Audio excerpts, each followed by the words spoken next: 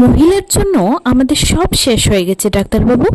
সোনার সাথে কুন্তলাকে থেকে রেগে গেল সূর্য। হ্যাঁ বন্ধুরা, আমরা এমনটাই দেখতে পাবো অনুরাগের ছোঁয়া ধারাবাহিকের আজকের পর্বে।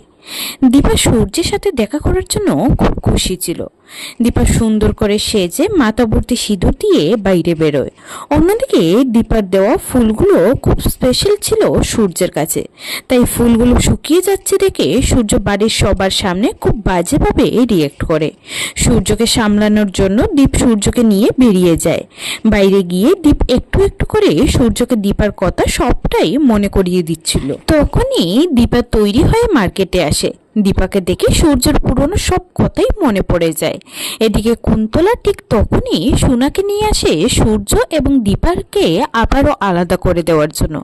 কিন্তু কুন্তলাকে দেখে সোনা কিছু বলার আগেই দীপা বলে, এই মহিলার জন্য আমাদের সব শেষ হয়ে গেছে ডাক্তারবাবু।